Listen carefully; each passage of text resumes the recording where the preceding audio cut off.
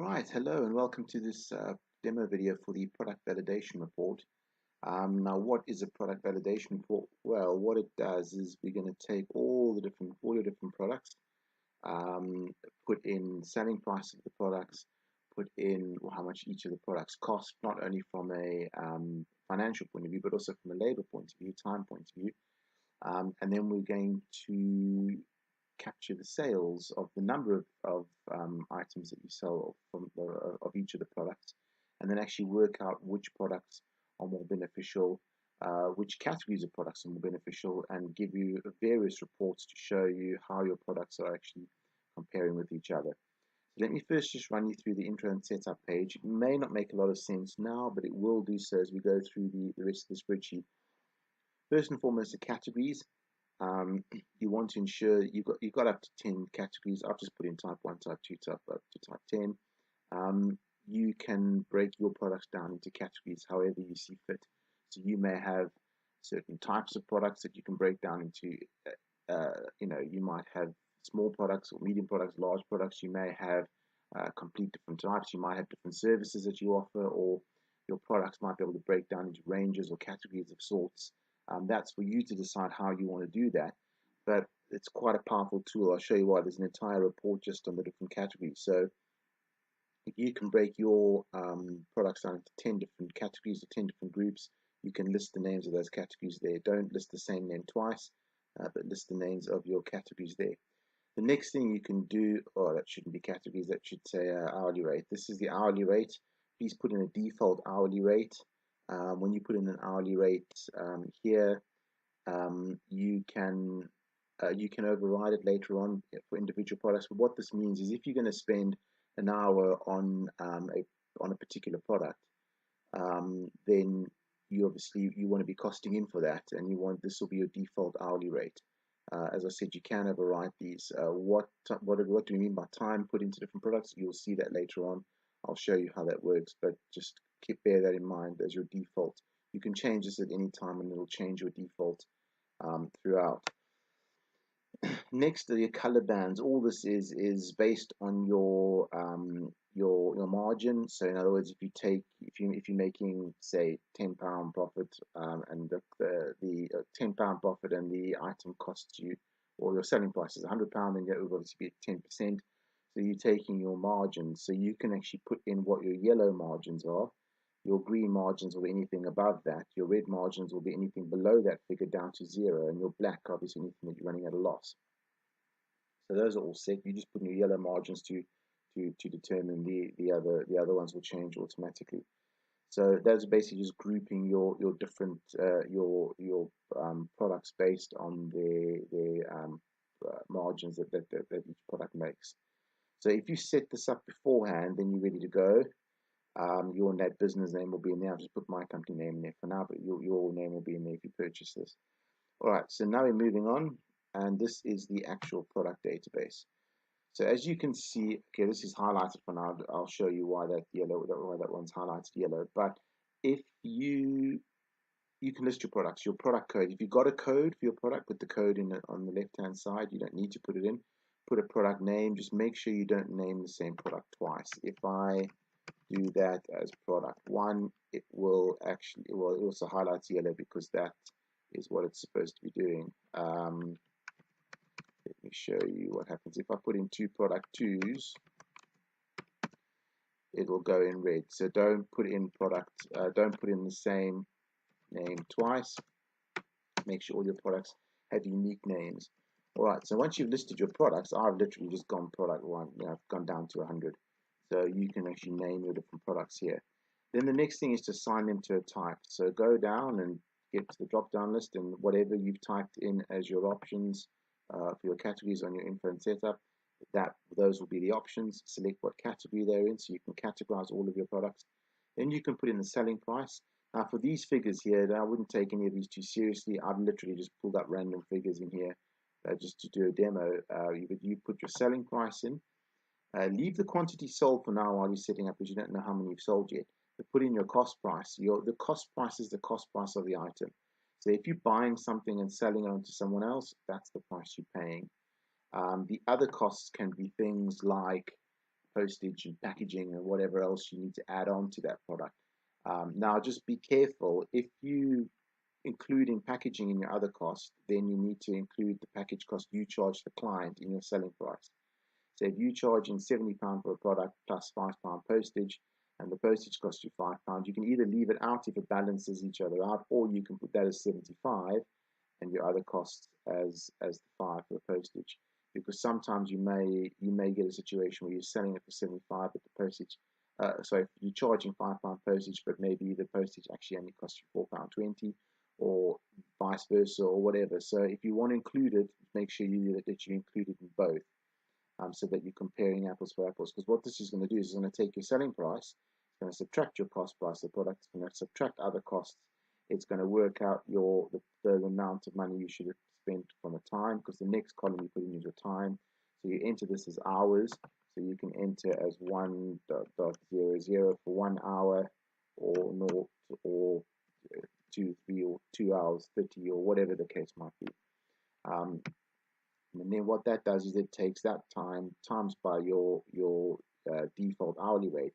If you don't want to use the default hourly rate, you can come here and put in. So you can say, well, actually, this particular client, that particular product, sorry, is only £10 an hour because maybe you outsource it, or maybe someone else does it for you, or maybe that you do it in a different time and it's less valuable. I don't know, whatever you want to do, but you can overwrite the individual hourly rate for each product should you wish.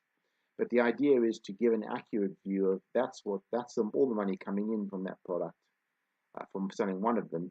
That's the money going out from a point of view of buying the product, the cost price. Those are other costs, and that's the time at that particular rate. And if you leave this blank, it'll take the default, which it says at the top here, which is £20. That's what you put in at intro and setup. And you can do that for all of your products. Once you've listed all of your products, all you need to do then is put in the number sold.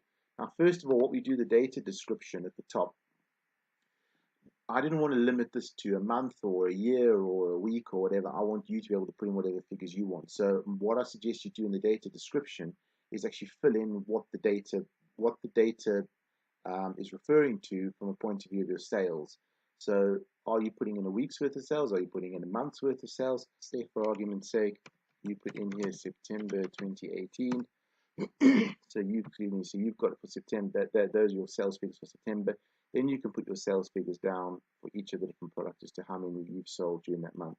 So you could type in here anything. You could type in a quarter or a year or whatever it is that you want to type in as you want to type it, and that'll just appear on your report, so we know what you're dealing with when you get to your reports.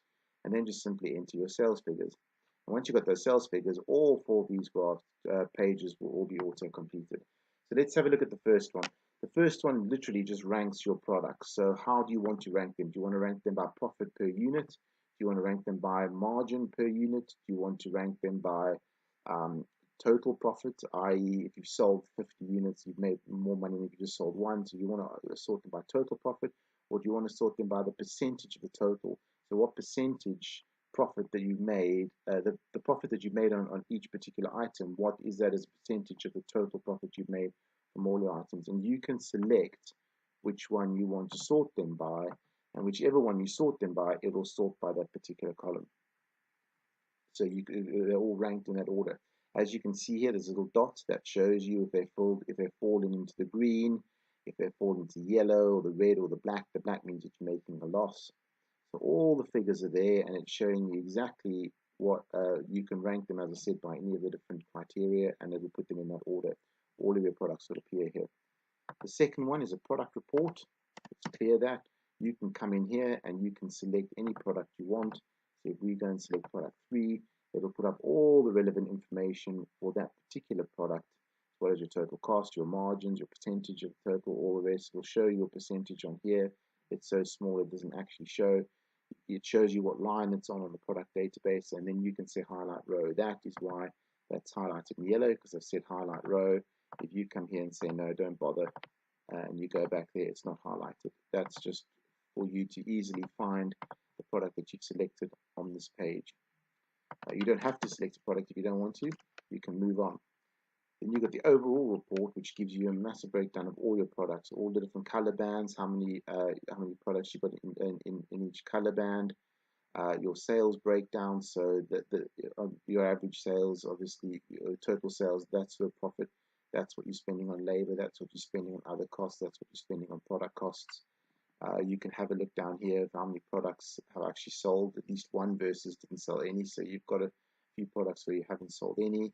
You've got total number of stock items sold, total margin, you've got your total turnover, which color band does your total margin fall into compared to that, and you can see where your total margin falls. So that's your overall over all the sales. But possibly one of the most important and useful reports is this last one, which breaks everything down into categories. It shows your total profit per category and your total sales per category. So you can see here you're making less sales in the orange or the blue, but you're making more profit. So you can look at those and go, why am I making more profit in there? What am I doing there that I could be doing on other products? Then if you come and have a look down here and you see your total labor, you'll see your light blue, which is type 6, is very low labor content. Even though you've got low sales, that's why you're making more profit. So you can sit and you can analyze these to see each particular category of product as to exactly where they are, why you're making the money, what's happening. You can see here the breakdown per product type, your margins. You can see where your margin is on each of the different product types. It should be quite useful for you to be able to see which products maybe aren't worth carrying and which ones maybe are worth promoting more. You can see your number of breakdown, your number of products. So that's the number of products per category, but these are the number of products sold per category. So you can see you may have more light blue, but you're selling fewer light blue products. You've got quite a few, but you're selling fewer, but you're making a big margin on them, which means those might be the products to actually advertise and push and promote. So that's how that becomes quite useful. There's one last graph at the bottom which just shows you the different each type and which breakdown they're in. So whether they're in the green category, yellow, red, or black. So you can see type 5, you've got quite a few blacks that you maybe need to deal with there, black items, which means that those black items are ones that are selling at a loss, as well as type 2. So you can have a look. You can have a look through that graph. It really does go into some detail, but it's all based per category, and that's why it's so important when you're setting up to set up these categories and then to assign each product to a category, because then it shows you category by category as to what's going on. So you've got the category report, you've got the overall report of all of your sales, you've got the product report where you can select any one product and see exactly what's happening. You've got your rankings where it lists the product in order, the products in order based on the one that you select. And you've got your actual product database of which you can actually put in 2,500 products. So yeah, I hope that that's useful to you. If you need something like this, but you've got bespoke criteria that you want to be able to look at, or you've got more products, or you want to be able to look in more detail or whatever, please do get hold of us. We can have a look at making you a custom-made one. But if this is something that's going to help your business, it will be really useful for you to see exactly which of your products are worthwhile and which maybe aren't. And that's why we call it the product validation report, because it validates each of your products as to are they there, are those the ones you really want to be promoting, that kind of thing. So I hope that this helps you, and we wish you all the best with your business. Thank you and goodbye.